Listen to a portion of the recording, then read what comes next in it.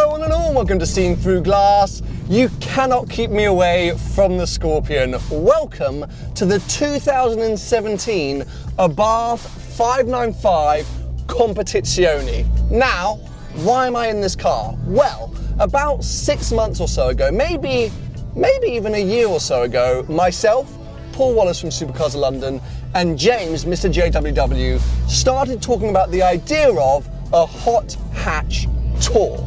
Now, we're all incredibly lucky and we get to drive around some amazing places in some fairly ridiculous cars, but we are all also passionate about hot hatches. And in fact, until very recently, James and I owned hot hatches, and Paul used to own an Audi A1.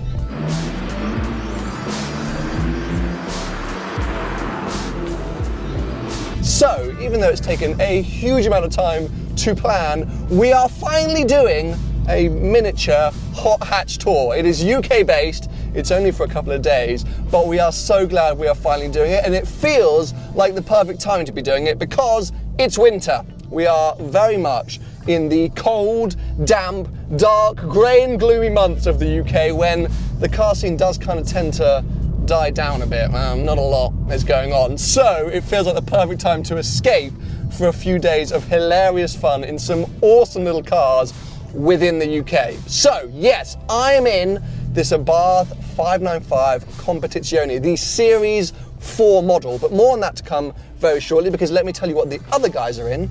James is in a Mini. I don't actually know which Mini. I guess you can go over to his channel and find out.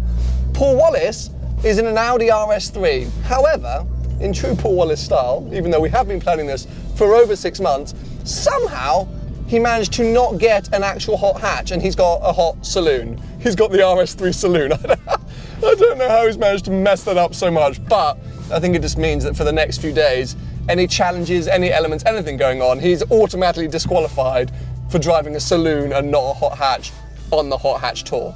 So let's talk about this, the 595. Now, if you've watched my channel before, you will know that very recently I used to own an Abarth 695 Biposto Record Edition, one of 133 in the world. And in fact, that car is still for sale at Tony at Gravelwood Car Sales. It is quite a unique car, and I think it's waiting for the right buyer, because let's face it, you've got to be in the right mentality to want a car like the Biposto.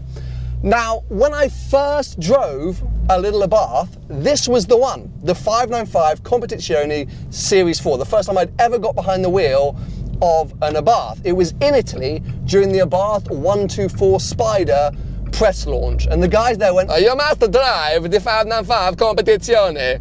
That Italian. Should I stop doing accents? Does that need to stop? I feel like I'm really teetering on racism quite often these days. Anyway, that was my first experience, and I was blown away. I couldn't believe it. It was the automatic car, but I was like, this is so much fun. It's literally like a go-kart, an overpowered front-wheel drive go-kart. Long story short, I ended up buying the 695 Biposto because for me, it felt more intrinsically me. It was hardcore, it was lightweight, it was limited, there was carbon fiber everywhere, and it's a lot more aggressive. This car, 180 horsepower and probably just over 1,000 kilos.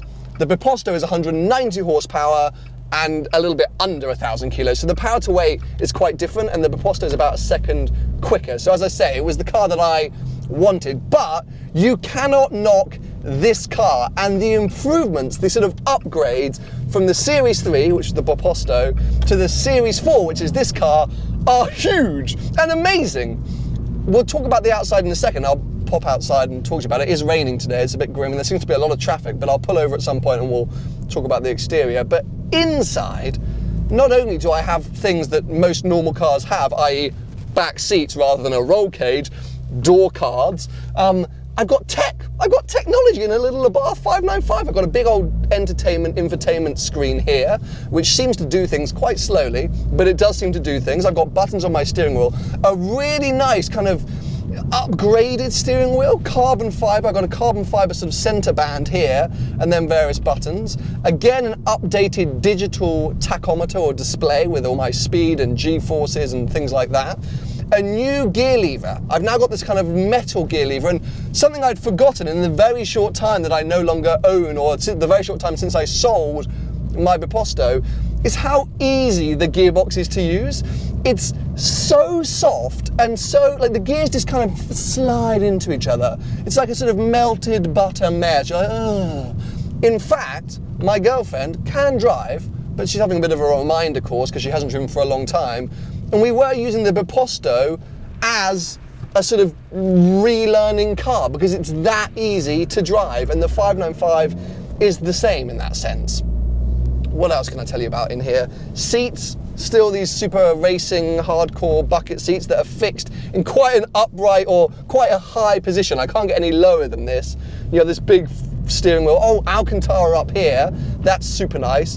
And then the all-important sport button. Now I find in these little Fiat 500s or the Abarths that sport is really essential. I find really essential, and especially for me, jumping out the more hardcore, lightweight and overpowered Biposto into this, I kind of need that extra push. This car is going to be so much fun for the next few days because I think for me this is the epitome of a hot hatch. Yes, you can look at, you know, what Paul and James are bringing to the table and say great, but for fun, for silliness, for character, it's such a little golf ball, this car. The dimensions are perfect. You feel like you're sitting right on top of those front wheels that are giving you all the power and obviously all of the steering. So you can just chuck it around. The sound is brilliant, and it's like a little barking dog, ready to go.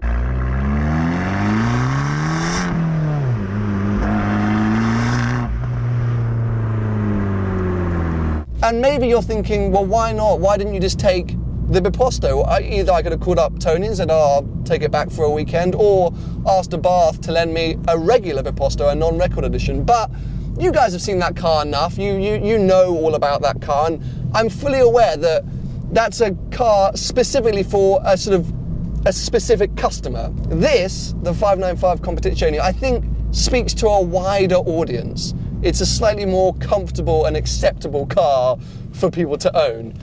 Anyway, as I said, let's pull over because I do want to show you the exterior and what I think are the substantial changes that Abarth have made to just give this car an extra sort of, you know, it's like a bit more modern and a bit more aggressive. I'm a big fan, so yeah, time to pull over.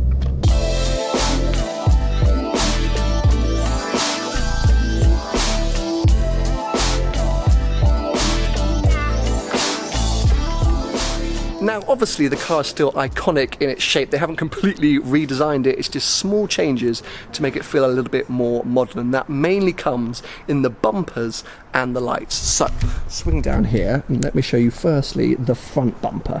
Now, this is, I think, a bit more aggressive. They've added these kind of like little designed intakes here where you get the fog lights sitting, and you've also got Abarth written in that very lower section there in the sort of plastic, and then you get the new daytime running lights, which are these smaller lamps here, and then the new LED xenon main headlights. But it just sort of makes the car, I think, as I say, look a bit more modern, but also sit with a bit more of a stance from the front. However, for me, the quickest way to tell a Series 4 over a Series 3, and the way that they've really made this car look even more aggressive, is around the back. So this is the new rear taillight cluster.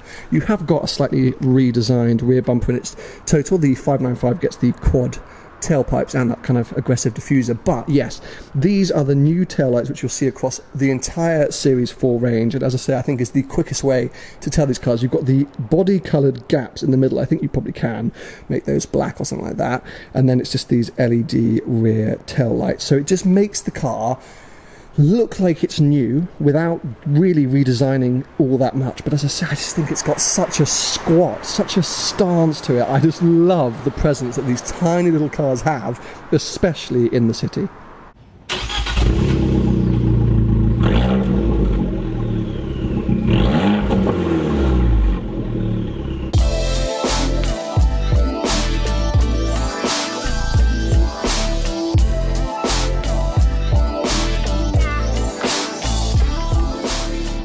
So these videos are going live the day before we actually leave. So tomorrow, Monday, there won't actually, I don't think, be any videos coming out. So you need to be following myself, James and Paul on all of our different social media, different? Yeah, It's a Saturday morning. Different social media platforms for updates, and then we're kind of taking it in turns. So on Tuesday, a video will be going live on my channel of the trip, and then on Wednesday, a video will be going live on either Paul or James's, and Thursday, again, a video on whoever didn't upload on Wednesday. So you'll be getting one video each from each of the 3 participants, and I'm stupidly excited. We're going to Wales, we're going to the Cotswolds, we're going sort of in and around the London area, and it's just going to be fun. I feel like it's been too long since any of us did a road trip together. We've kind of all been doing our own things for the last 6 months, and to now be doing it in fun little hot hatch cars, I hope you guys are excited and pumped up and ready for this, because I think it will be a hell of a lot of fun. Let me know below if you think I've made the right choice, bought the right car for the trip. I know you haven't seen the roads we're going to yet, but let's not forget, it is winter. So you don't want too much power and you don't want rear wheel drive, I don't think. Anyway, make sure you're subscribed for the adventures ahead. Make sure you're following myself, Paul and James on social media, and I'll catch up with you guys very, very soon.